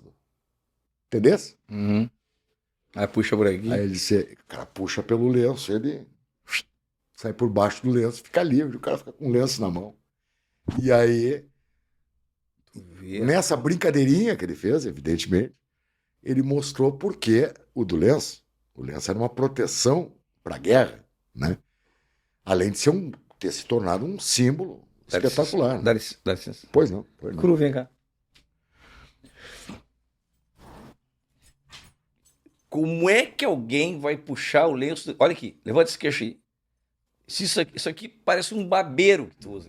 O lenço correto é assim, rapaz. Ó. Tu entendeu agora o objetivo do lenço? A utilidade do lenço? A utilidade do dedo. Licurgo, querido, se te interessa, hoje em dia não tem mais guerra desse tipo. Ninguém mais se degola no Rio Grande do Sul. É verdade. Então virou só um símbolo, e um lindo símbolo. Mas o teu tá meio emo, né? Viu? Meio emo. Né? Bota um lenço de verdade. Pode. Aliás, traz uma erva mate para ele aqui, que ele tá falando demais. Nós vamos dar uma erva aqui para ele saber que aqui tem cortesia da casa. Muito erva mate obrigado. do guri ali. É isso que é. Já bota nas tuas coisinhas para não esquecer que depois o cu pega também. Maravilha, muito obrigado. Viu? É, Erva mate olha do aí. guri. Ó. Erva mate do guri. E é boa, che, da Nutrimate. E eu que tô rico, hein? Me fala uma coisa, che, e lá tava o Oscar Cis, tava o Werner Schirmer, tava tu... E o Marcos Barreto. Aí foi uma delícia fazer, porque o resto era tudo carioca. Eles pegaram Nós fizemos algumas gravações em Uruguaiana, algumas em São José dos Ausentes, na fronteira com Santa Catarina. Que Cambará. Cambará, acima de Cambará, né? Uhum. Que onde os farroupilhos não passaram por ali, mas era bonito, fizeram ali. Inclusive, aconteceu uma coisa muito engraçada. A gente recebia muito... E, na época, o e-mail era coisa que não... Mas o Geme recebia e o Werner era muito xingado. Onde é que já se viu... Se jogar no Ipiranga. Que o mascate te busca no Itaimbezinho e te leva em Pelotas. Por onde? E aí começou a ficar grande, cara. Só conhecia. Porque nós gaúchos, a gente é chato pra cacete. Tu identifica o Itaimbezinho. Começou a dizer, da onde que tá levando o cara da Serra Santa Catarina? De carroça. De carroça até... Aí veio a resposta do Werner. O Werner disse, ó, quando te mandarem os e-mails assim, responde, a Estrada Velha. Que eles entendem direitinho. Pararam de encher o saco. Não, ali ia pela Estrada Velha. Ah, Estrada Entendeu? Velha tira tudo. E aí a gente fazia horrores, o guri. Horrores. Mas a casa da Por exemplo, só para te contar, como toda a figuração e todos a equipe era composta por cariocas, né? Os gaúchos que faziam a figuração e os atores deitavam e rolavam. Então faziam coisas do tipo assim, ó, pegar e botar uma chave de fenda sem o cabo, num mate bem quente, né? Bem fervendo, não se ferve a água do mar, fervia, entregava pro cara e dizia, ó, nós lá no Rio Grande do Sul, a gente toma isso, mas tem que puxar forte. E os caras queimavam a boca numa chave de fenda pensando que era bomba. Outra coisa que aconteceu muito engraçada, não vou mais te interromper, só para te dizer, foi um dia que tinha era assim, ó, a cena era a missa inaugural da República Juliana, quando o Oscar Sims, né, o querido Oscar, que trabalha comigo há quase 50 anos, fazia o Davi Canabarro e iria tomar posse da presidência da República Juliana em Santa Catarina. E era numa igreja. E o Projac tem 5, 6, 7 igrejas. E aí vai uma van cheia de gaúcho, piochado, mas com xiripá, né? Daquela época, não tinha bombacha, é uma coisa mais recente. A xiripá e coisa e tal, para tal da missa na igreja. E a van para na frente da igreja e desce aquela chiruzada toda, né? Tava eu, tava o Oscar, tava o Tiagão, o Tiago Lacerda, tava o Tarcísio, tava um monte de gente descendo para a posse do presidente da República Juliana na igreja. Só que era a igreja onde estava tendo um casamento da novela das 6. Né? Então, quando o cara deu gravando, que o padre começou a casar os caras, entraram 20 gaúchos piochados, falando alto. Mas, olha, era um divertimento.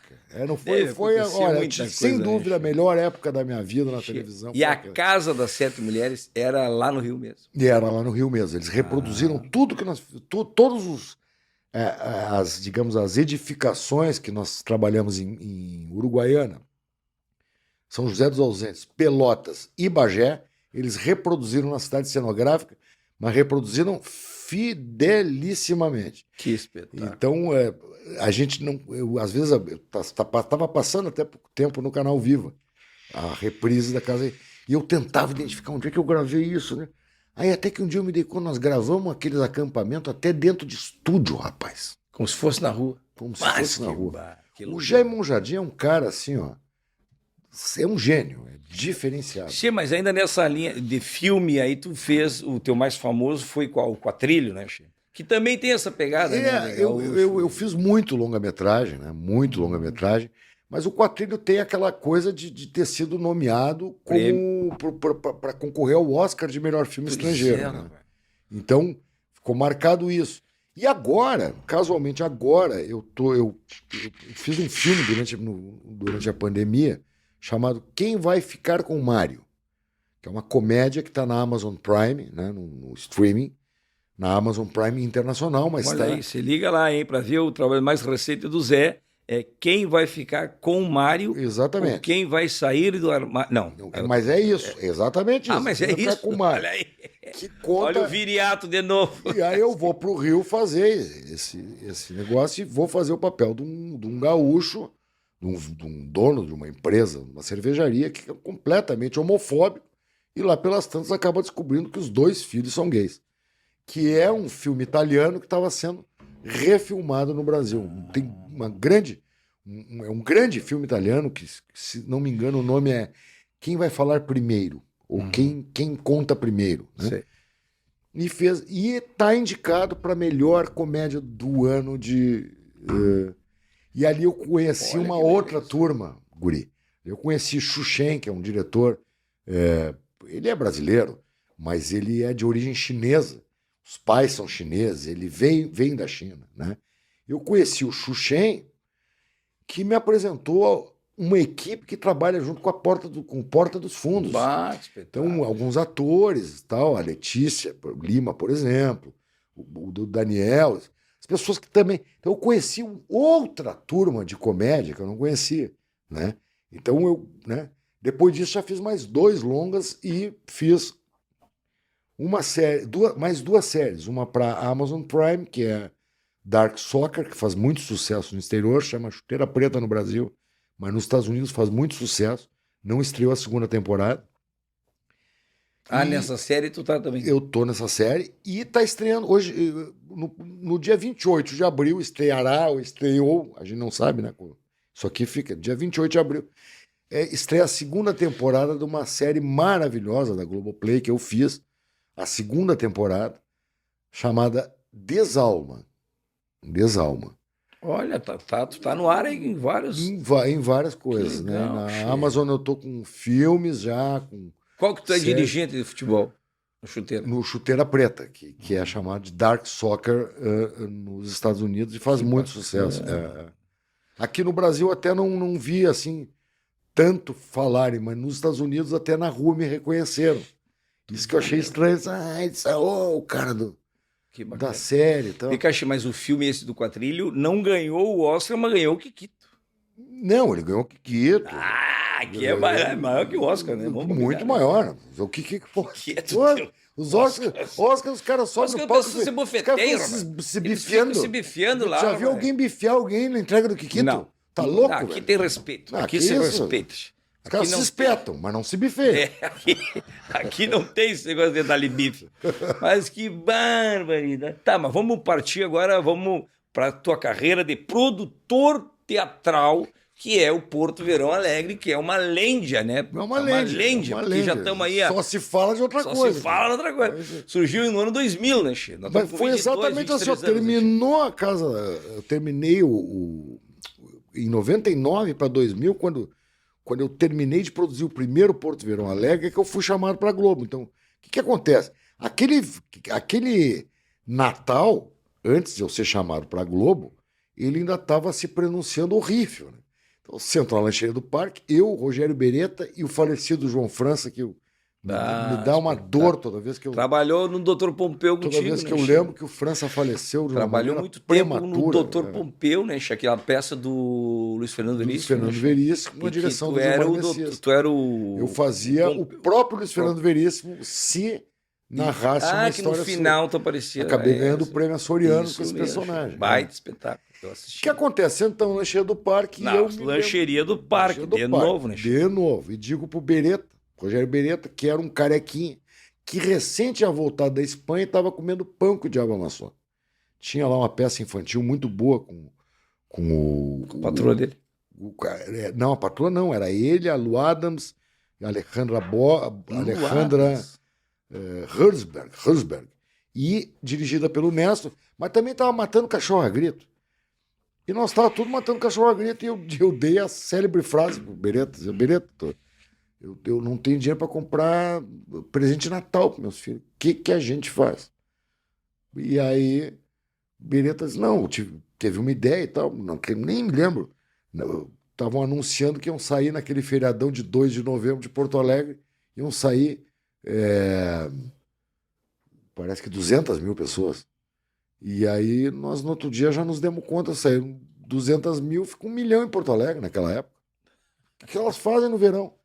E aí o Beretta diz assim, não, eu tenho essa peça que eu estou fazendo, tu tem a tua, que é o Pompeu, vamos chamar mais quem tiver por aí, quiser fazer, e formamos lá 6 espetáculos. E aí o Lancheria do Parque nos deu um fundinho lá, nos dava comida de graça, a gente passava, fez o escritório lá, com o celular, aquele celular de... E o Bica não estava junto? O Bica entrou no segundo ano. Ah, no O segundo. Bica entrou com o espetáculo dele, né? Com a Comédia dos Amantes, Com a Márcia do Canto. com a Márcia do Canto, ele entrou com aquele espetáculo.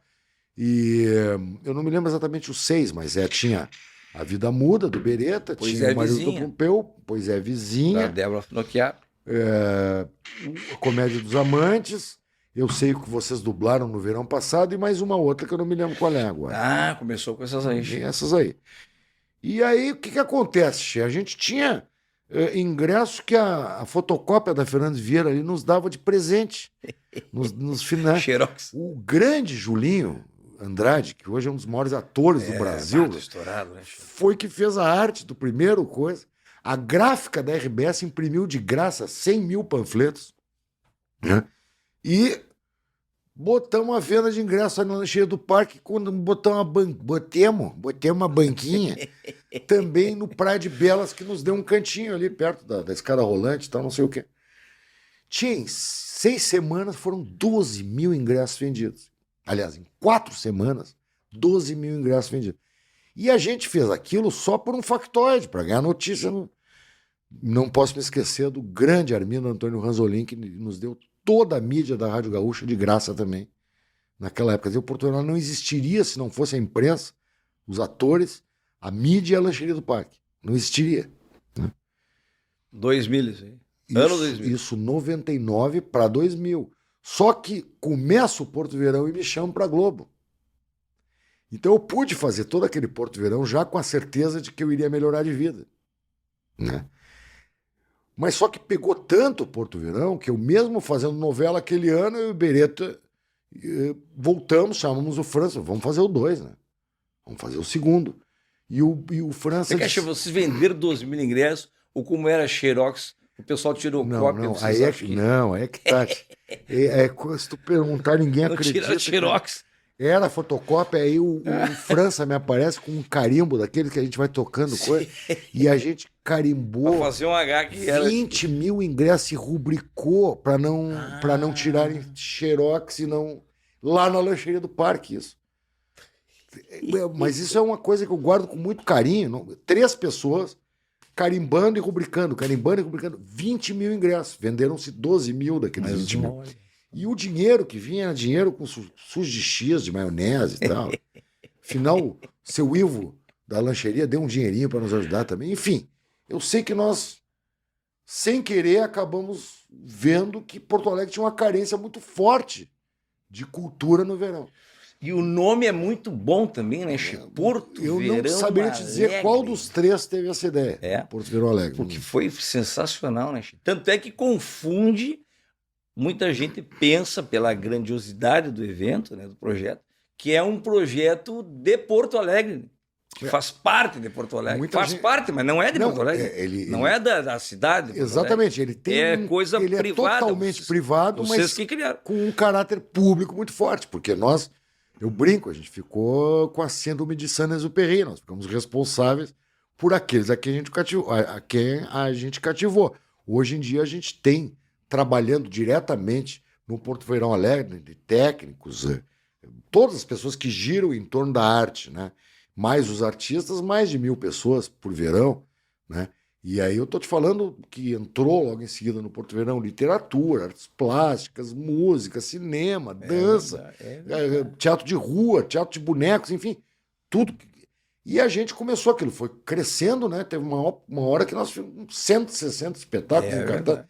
E eu e o Beretta e fomos aprendendo no pulo. Hoje, claro, a gente está bem mais profissionalizado. A gente tá com... E eu tenho o privilégio de ter participado em 2000, 2001, em 2002, quando eu comecei a fazer o terceiro teatro, Porto Verão. Eu entrei e nunca mais saí, né? Nesse ano nós faremos o 24º. Eu participei de todos, desde que entrei. Tu imagina que tu já fez 20 Porto Verões. 20, já tenho 22. Já 23. Já foi Nós 23? estamos entrando no 24º agora, Pois então eu no fiz verão, 21. e rumo ao Eu fiz 21 então, já. 21. Eu fiz. E não parei. Todo ano Todo ano. participando. Às vezes Eu com acho que 2 só mudou o espetáculos. tipo de espetáculo. O tipo não. O espetáculo. Acho Sim, que o quando espetáculo estreou, foi mudando. se não me engano, era Seriamente cômico, seriamente depois cômico, virou foi o os humor causos, em- depois virou... Já humor em dose fizemos dupla, humor em teve dose também. dupla, já foi. E aí, Desde lá, che, faz 21 anos, né? eu, 21 mas eu digo, é o que eu digo, até escrevi na minha coluna de jornal sobre isso, né? Que eu me lembro do Guri de Uruguaiana como um dos personagens do espetáculo Seriamente É Cômico. verdade. Ele era um dos personagens. E foi o personagem que a clara evidência do seu criador, né? Que eu não vou dizer o nome aqui, porque Não, porque não interessa. deve estar ouvindo ali atrás O da porta. podcast do Guri aqui. Senão Ele se deu conta que aquele era o personagem legal, e que aquele personagem, pô, com a veia musical e o dote musical que ele tinha, era o cara que ia ser o carro-chefe. Aí que o Guri de Uruguaiana foi, através do esforço do seu criador, se tornando, para mim, na minha opinião, hoje o maior personagem, digamos assim, farsesco, né? Da história do Rio Grande do Sul. Farsante, tu quer dizer. Farsesco. É. Farsante é aquele lá, o licurgo. Ô, Licurgo, por que tu botou meia garrafa de água aqui? Eu já tomei uma garrafa inteira, Chico. Nós tomamos. Já tio. tomei? Eu vou Pelo até me amor de servir de Deus. mais um pouquinho. Tá, me dá aqui. um guardadeira ali, Chico. Me pega mais um Pega aqui, me dá aqui que eu te sirvo. Bota um golinho ali. Me serve aí, Chico. Que bárbaro. Aqui é o Sujeira, cara. o Matecast que tem essas coisas, né? Da gente esse partear aqui, não. Mas, eu vou botar aqui, deixa que eu guardo aqui. Não precisa tudo. Já entrei na garrafa de água do convidado. Que barbaridade.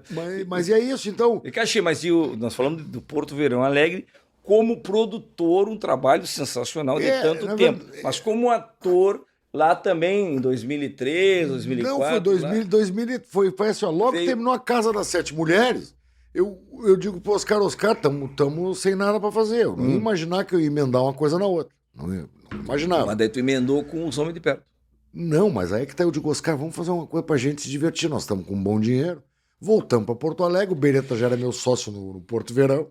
O gringo, o Néstor, morava no meu coração. Juntamos 4, pegamos o Arthur Pinto, o Arthur José Pinto, um grande escritor, dizendo, vamos fazer uma besteira aí pra gente se divertir.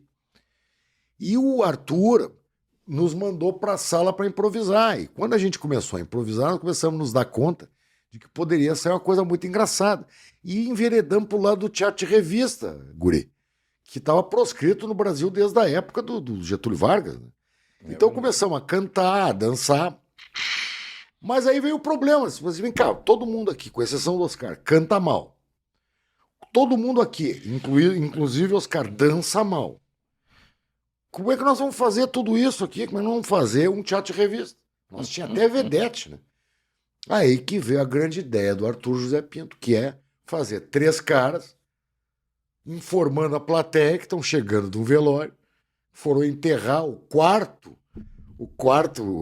ator daquele espetáculo, mas não contam. Quer dizer, contam, mas não é para contar. Que era o cara que morreu é que sabia fazer direito. E aí nasceu a empatia do público, Os Homens de Perto. São 3 caras ensaiados, foram 7 meses de ensaio, para fazer tudo errado. Então eles cantam mal de propósito. Né? Eles cantam mal, eles dançam mal, eles contam piada sem graça, e o público morre de rir. Então a história dos Homens de Perto é basicamente isso. São 3 caras que, para não perder o dinheiro da bilheteria, eles prescindem do cara que era o único cara que era bom e vão pro palco tentar fazer o que o cara fazia. E não conseguem. E o público adora ver artista pagando mico em cena. É verdade. Tu sabe, né, Guri? É verdade. Eles adoram. Então, mesmo quando tu desce pra plateia, eu já vi teu espetáculo, sei lá, pelo menos umas 20 vezes, né? Em várias versões. Quando o Guri vai pra plateia, quando ele se dirige à plateia, sempre quem sai perdendo no fim é ele ou o Licurgo. É que nem nos Homens de Perto. Né? Atualmente eu estou terceirizando o Bulicurgo. Está terceirizando. Né? Os Homens de Perto. Quando a gente desce para a plateia, quem ganha é o público. A gente sempre perde. E é isso que o público quer. Eu vou te falar, nesse quesito aí, assim como Os Homens de Perto também, claro que faz a brincadeira com a plateia, tem aquela descontração com a plateia, Claro. mas com respeito, né, Mas Che? claro. E limitado, o que eu acho Claro. assim. Não pode ser uma coisa muito. De vez em quando tu vê nos espetáculos onde o artista absorve muito a plateia o tempo todo. Não, Acho que daí e aí ele intimida, gasta. intimida, né? Aí ele cria o público tá ali, pagou para assistir o artista, e não para Exatamente. Não, não, ser não. o ator, o coadjuvante. Não, pra ser. essas Tem descidas... gente que se incomoda, tem gente que adora, tem gente que não. Não, Aí é que a tá. maioria não, viu? A maioria não sei, mas eu digo assim, então tem que ter Mas esse a cuidado, pessoa né? gosta de interagir de uma maneira Claro. respeitosa e limitada. Exatamente. Não i. Limitada. Exatamente. E é isso. E há outro detalhe muito bacana que tem também que o Guri de Uruguaiana exerce também, que os Homens de Perto exercem também como regra, e que o Paulinho Mixaria também faz muito bem, é não ter palavrão. Exatamente. Sabe? Não tem palavrão. Tem lá, de vez em quando entra para todos. Você pode dizer que não tem um palavrão nos Homens de Perto. Tem uma cena que eu falo cu, que já nem mais é palavrão, né? É uma parte do ser humano. Mas eu falo o cu dentro de um contexto tão bem engendrado que não entra nem como palavrão, e o público morre de rir. Que é o gauchão, aquele que anda a cavalo e eu entro de perna aberta, né? E aí eu sou obrigado a falar o que tá doendo, né? Mas o que tá doendo? A gente tá andando de perna aberta. Não, tá me doendo. O quê, mano? Tá me doendo. O quê? Demora para ele falar. Tá me doendo o cu. Pronto. É o único palavrão em 20 anos dito nos Homens de Perto. Che, tu falou que tu já assistiu o Guri de Uruguaiana, já assistiu meu espetáculo várias vezes, mas é importante falar que é o seguinte, tu tá presente no Guri de Uruguaiana no primeiro espetáculo, Che. Tu fazia a parte de locução, tu fez toda a parte de locução, tu fazia uma parte do psicólogo que tinha também, sim. fazia. Eu anunciava o Serguei Baita Bichovski. Exatamente, quer dizer, teve uma participação muito importante na locução e ao longo desse tempo sempre teve presente, né, Che? Inclusive, no espetáculo de sábado, que foi a missão, um dos 4 espetáculos que a gente fez agora, que eu faço a voz da torre, né? A voz da torre. Tu faz o piloto. O piloto. A torre é o Álvaro Lute. É o Álvaro. O Álvaro Lute faz o piloto, a torre, e tu faz a voz do piloto, que eu tô chegando no teatro de avião, tu faz a parte do piloto. Mas também. sabe o que é? Então, porque essa parceria já vem de Guri, tanto eu preciso tempo, te dizer um negócio que tem que mudar, e no nosso caso até, ele não precisa mudar, no nosso caso. Tem caras aqui no Rio Grande do Sul, como tu, como eu. Como tu no sentido figurado? Não, só no sentido figurado. Não, só para falar. Tem caras like you, entendeu? Que não se importam, que não consideram o seu colega um concorrente. Se o Guri de Uruguaiana tá lotado no Teatro São Pedro e eu tomei a casa na Higgs, para mim não faz a menor diferença. Porque tem um cara que faz a mesma coisa que eu faço lotado. E o contrário é a mesma coisa. Se por acaso acontecer o milagre, ou o desmilagre, ou a tragédia de um dia não estar lotado o Guri de Uruguaiana, e tá o outro espetáculo lá do outro cara lá, nosso colega, do Cris Pereira, qualquer outro, lotado, também não tem problema. Claro. Então nós, de uma certa maneira, Guri, nós somos de uma geração, que é a geração lá do final dos anos 80, que é a geração solidária. É verdade. E de alguma maneira nós estamos ensinando isso para essa gurizada. Tu pode ver esse pessoal do stand-up comedy, que é uma comédia completamente diferente do que a gente faz, né? Não sei se melhor ou pior, não me interessa, mas que já existiu na década de 40, 50 e 60 no Brasil de uma maneira muito forte. O Chico Anísio, principalmente, o Zé Vasconcelos, né? O Juca Chaves. Esses caras faziam stand-up comedy, né? E voltou com força agora o One Show Man, vindo dos Estados Unidos, que também teve o seu auge nos 60, 70.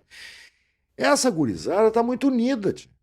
Eles estão fazendo espetáculos coletivos. Sim, ali no Poa Comedy, né, Che? Não só no Poa Comedy, mas também fazem no em Canoas. Fazem em Canoas, foi o primeiro. Exatamente. E é assim que tem que ser. E isso é uma lição que eu acho que eles podem ter aprendido também um pouco conosco. Tu sabe que é importante também, Che, o camarada oportunizar, né, para esse pessoal aí, Sim. entregar um espaço assim Sim. de público. Agora mesmo na temporada que a gente fez agora no Teatro São Pedro, com muitos espetáculos que graças a Deus lotou, né? Graças a Deus. Tu sabe que eu teve a participação, a abertura do espetáculo, aquele open que chama, né? Sim, sim. Embora não combine, era um espetáculo teatral de personagem e eles trabalham com stand-up, né? Mas de qualquer forma eu abri para todos, né? Então foi lá o Marcito Castro, fez um trabalho Esse maravilhoso. cara é um sarro, né? O Rita, Rafael Rita. maravilhoso. É uma, O Índio Bem, uma geração. Marquito, o Maiquinho Pereira, fizeram um trabalho sensacional. Tiveram essa oportunidade. O Tom Amorim, o Cleiton teve lá também. Não, os Danadões que eu trouxe, que eu descobri. Sabe que eu tô me lembrando uma coisa também, Guri? Que os homens de perto, quando estavam. Às vezes eles estavam em cartaz junto com o Guri de Uruguaiana e cansamos de ir no Guri de Uruguaiana e fazer uma cena contigo no meio do espetáculo. A gente fazia merchandising do espetáculo concorrente. Sempre teve isso. Né? E tinha inclusive uma propaganda né? Que a gente fazia, que era assim, ó. O Oscar dizia, voltamos a cartaz. E eu dizia, estamos de volta com o melhor espetáculo da história do Rio Grande do Sul. E aí o Beretta dizia, tangos e tragédias. Que isso? Tangos e tragédias? Os caras em cartaz já estão pensando, não, os homens de perto. Os homens de perto, vamos de novo. Estamos em cartaz com o melhor espetáculo humorístico. Aí ele dizia, Guri de Uruguaiana. Eu digo, não, desgraia, ele apanhava. Entendeu? Então, esse tipo de coisa, é que vai, aos poucos, botando na cabeça de que nós não somos concorrentes. Nós fazemos parte de um elenco de atores que optou em viver no Rio Grande do Sul. E nós literalmente optamos. Eu e tu. A facerice. Eu sei quando tu recusou, eu sei como tu recusou. É verdade. Tu poderia estar morando no Rio de Janeiro agora, explodindo tanto quanto tu tá aqui, tu fez a opção de ficar aqui. Tanto quanto eu fiz a opção de ficar aqui. É verdade. Somos dois remanescentes aí dessa história porto-alegrense, né? Exatamente. Então, nós somos parte desses 250 anos. Eu não sei se muito por amor, viu? Porque nós temos amor pelo nosso estado. É verdade. Acho que ambos somos porto-alegrenses. Acho que tu é uruguaianense, claro, mas eu sou porto-alegrense. Mas também tem uma certa estratégia aí, tia. Tem um bom tutano também aí.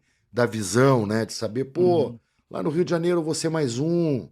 Aqui eu corro, aqui eu fiz o meu network, aqui eu tenho os meus. Verdade. Aqui eu tenho os caras para quem eu fiz o bem, que vão querer fazer o bem para mim. Sabe? Tem um pouco de estratégia nisso também. Tá certo. Não, mas é verdade, claro. Não é de graça. E vai cá, na TV, depois tu fez Malhação também, só para concluir a parte. Fiz Malhação, comédia. Tu fez Malhação, mas não resolveu fiz fazer Malhação. Não dá para notar, né? Mas eu fiz Malhação. Nem parece que eu fiz. Fiz Malhação. Os Trapalhões, che. Fiz uma temporada. Cara, isso foi a realização de um sonho. Um sonho. Eu fui chamado porque naquele ano o Renato Aragão ia completar 50 anos de televisão. Tá. Mas então ele tem 120 anos de televisão. Ele ia completar naquele ano 50 anos de arte, né? Então eles chamaram o núcleo do Jaime Monjardim para fazer aquela temporada especial chamava-se a Turma do Didi. Já era a Turma do Didi. Tava ele, o Dedé Santana, Jacaré, mas os outros dois eu não me lembro bem o nome. E me chamaram para fazer o Patrão. O Patrão é o melhor cara que tem. Porque o Patrão é o cara que sempre se fode, o Guri. O Patrão, junto com o Renato Aragão faz gato, sapato. E eu sou um cara sério, eu sou aqueles caras que gostam de ensaiar. E o Renato Aragão, ele sai, texto para ele não existe, né? E é engraçado. E ele passa a mão na bunda. E ele atrapalha um ao outro. Ele fazia o rim todo. Eu levava cada mijada do diretor. Era o Guto Franco, o diretor. Filho do Moacir. E o Jaime Monjardim, filho do Moacir Franco. E eu levava cada mijada porque, às vezes, ele fazia coisas que eram inacreditáveis. E tu começava a rir no meio do troço. No meio do troço. E aí acabava indo para aquele final, né? Quando mostrava. Mas eu era o maior frequentador do final do troço, porque eu não estava acostumado com isso. E E mais a emoção de estar contracenando com o Renato Aragão. Pelo amor de Deus, é o Que bom que naquela época não tinha as dancinhas de TikTok, né? Exatamente. Agora, Mas aí o que acontece? A fatalidade fez o seguinte, e era um emprego que eu pedia a Deus, porque eu ia na terça-feira para o Rio, pegava o voo aqui de manhã, gravava toda terça, pegava o voo na quarta e voltava para casa. Eu ia uma vez por mês ao Rio de Janeiro e gravava 4, 5 episódios e tal. E o Renato foi passar a mão na bunda do sargento, eu não me lembro o nome daquele ator do sargento Pincel, subiu num praticável.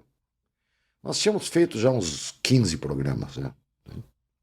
Caiu e fraturou a perna.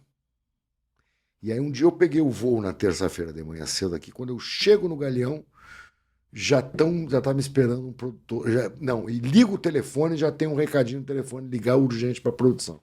Aí eu ligo só, o Renato Aragão quebrou a perna. Fraturou a perna, vai ter que fazer fisioterapia. Ele é um homem já de mais de 80 anos agora, na época já era idoso, mas demanda um certo cuidado e nós estamos suspendendo a temporada. Então era o melhor emprego do mundo, se transformou, logo em seguida me chamaram para uma novela e tal, mas... Cheio o Dedé Santana e outra Mas figura, eu queria trabalhar com eles. Imagina. Mas o Dedé é um cara também é demais. Boníssimo. Pessoas muito bom caráter. De vez em quando a gente se encontra por aí. Eu me encontrava muito nos voos. Ele era casado com uma gaúcha, não sei se ainda é. Então muitas vezes a gente ia junto no mesmo voo. É barbaridade. E o Dedé... Ele é um cara respeitoso, né? Não, Cheito. Sabe que ele já mandou uns vídeos pra mim, que é meu fã e não sei o quê. Não, vamos até chamar. Ô, Silvelena, anota aí, vamos ter que chamar o Dedé Santana para vir aqui conversar com a gente. Ele vem. O Dedé é um cara humilde. Todos são, né? O Renato Aragão, ele é mais assediado pelas pessoas, sim, então ele tem que se resguardar um pouco mais, né? Assim, é meio que um guri de Uruguaiana, assim, não pode sair na rua que já... É verdade. Vou falar baixo que na Silvelena me ouve, já vem um monte de gente atrás. Isso aí é um monte de homem, assim. Um monte de homem. Não sei como é que é. E o Licurgo que faz o meio campo ali. Ô, Licurgo, nós estamos aqui conversando aqui. Tu não vai trazer nada de... Traz uma coisinha aqui. Mas já me trouxe. Tu serva? Não, mas olha aqui, ó. Dá uma tupiniquinha. Isso aí o que é? É Vais ou Fois? Essa é a IPA, o que é isso aí? IPA! Opa! Ah, tem outra. Essa aqui é o Red Alley. Tu vai dar duas pra ele, até puxar saco dele, né, gente? Olha aqui, isso aí é tupiniquim, rapaz. Cerveja gaúcha, cervejaria gaúcha, eleita 3 vezes a melhor do Brasil. Tu sabe que eu já conhecia? Eu não sou... O chopp deles é a coisa mais boa do mundo. Cara, eu não bebo, né? Eu tenho essa... Segundo a minha mulher, eu tenho a falha no caráter. Né? Eu não bebo nada que não seja suco, água ou refrigerante. Ah, tu tem aí? O meu esfriou, eu deixei.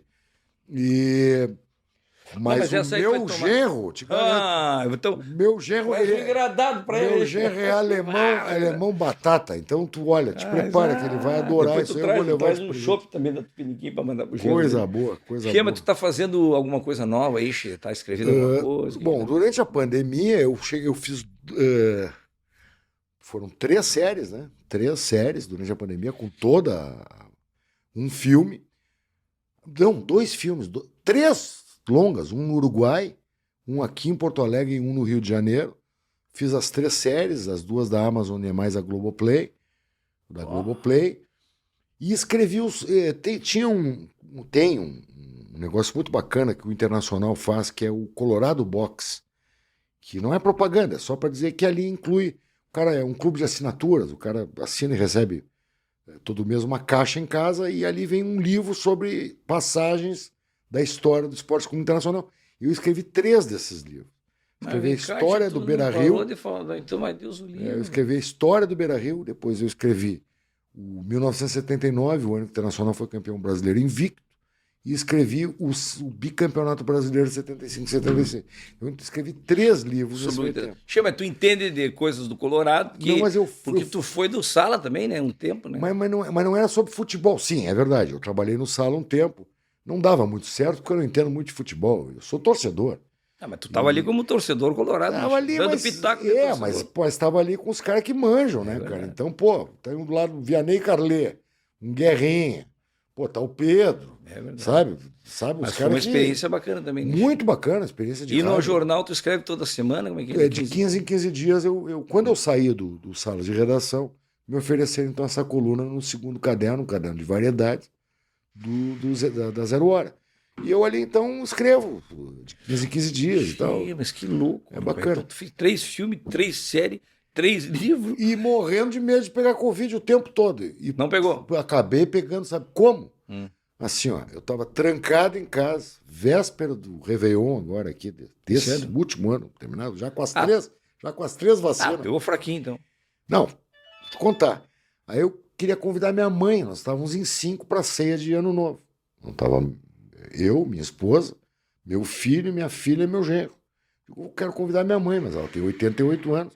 Então vamos fazer o seguinte, gurizada, todo mundo fazendo o exame aquele que vale Brahma, não é o Sim. cotonete no bigode. Ah, de aquele, Quem é que positivou? Eu. E assim, ó, eu não tive nada, eu não senti nada, eu não vi nada, sabe?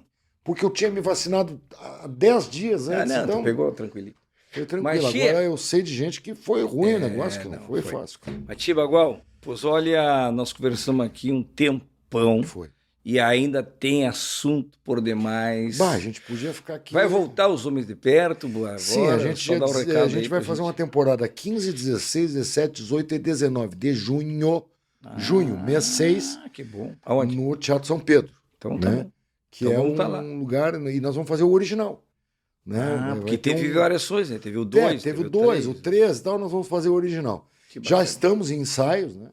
Porque tu imagina só, há 20 anos, quando estreou Os Homens de Perto, nós estávamos na faixa dos 40, Não agora tava, estamos não todos tava perto. muito viriatozinho na época. Eu, por exemplo, tô perto dos 60, né? Acho que vai. Tô com 63, ainda é perto dos 60. Ah, né? boa, Ainda essa é boa, perto dos 60. Tô perto dos 60.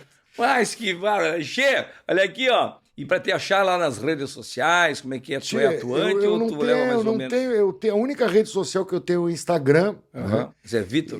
Zé Victor, arroba Zé Victor Castiel. Zé Victor. E eu tô, eu tô eu não tenho Twitter, não tenho Facebook, porque eu gosto de ter uma relação um pouco mais doce. Acho que se relacionar com os amigos por fotografia, por videozinho, por recado, é um negócio muito mais legal do que ficar mandando o cara a merda o tempo inteiro num Twitter ou dizendo que não concorda com nada que ele disse no Facebook. Ah, mas é ligar, né, Che? Dá pra ligar e conversar. pessoalmente. Isso aí, liga, marca.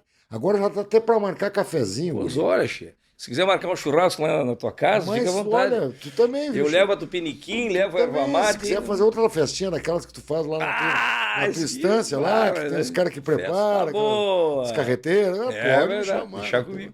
Che, Tem olha- bate-coxa, tem sanfoneiro, tem tudo os lá. artistas bons, né? É bom. Che, olha aqui, rapaz, que satisfação de estar aqui conversando com essa lenda viva do Teatro Gaúcho. O homem é produtor, é locutor, ele é ator, ele é tudo, né, Che? Ele é um cara que... Vamos dizer quase tudo, né, Licurgo? Senão tu me complica aqui. Quase tudo, Che. Já foi o Viriato, já foi o... E tudo que é artista Eu gaúcho. acho que na época do Viriato eu não era Viriato. Hoje eu sou totalmente. Fez muito laboratório. Isso aí é uma... Ó, então tá, se tu gostou do vídeo, Che, tu faz o seguinte, ó, tu te inscreve no canal, lógico, né? Pra dar uma força aquela lá, comenta ali, dá um likezinho, aqueles negócios, tu faz tudo direitinho aquilo ali pra gente bombar, rapaz. E pode indicar pra alguém também que tu tá vendo aí o Matcast do Guri, que tá cheio de coisa boa ali. A gente tá trazendo um mundaréu de gente, hein, Che? Tem que ver, tem mais gente ali que a gente tá gravando agora pra trazer semana que vem, tá vendo? Então Coisa tá, boa. vamos chamar o Paulinho Micharia também, Boa. o Dedé Santana, Boa. o Ike Gomes vai vir também, Boa. o Neto, já tá, vai vir o Teddy Corrêa, vai vir o Neto Fagundes, vai vir, sei lá o que mais, o Baitaca falou que vem também. Tu sabe por que as pessoas vêm aqui, Guri? Por quê? Porque eles Não te tem o que adoram, fazer. eles te adoram. Licurgo, vem cá. Só um pouquinho, tu pode repetir isso aí? Licurgo, fala de novo. Licurgo, Por o que eles pessoal vêm? adora o Guri de Uruguaiana. Mas o Guri de Uruguaiana não seria ninguém sem o Licurgo. Ah, já exagerou. Para. Sai daqui, sai daqui. Então tá, Che, vamos encerrar. E tem um canal de cortes do Matcast também. Te inscreve lá também, que daí é um canal de cortes. É muito importante, tá bom? Então, Matcast do Guri de Uruguaiana com Zé Vitor Castiel. Mas que barra!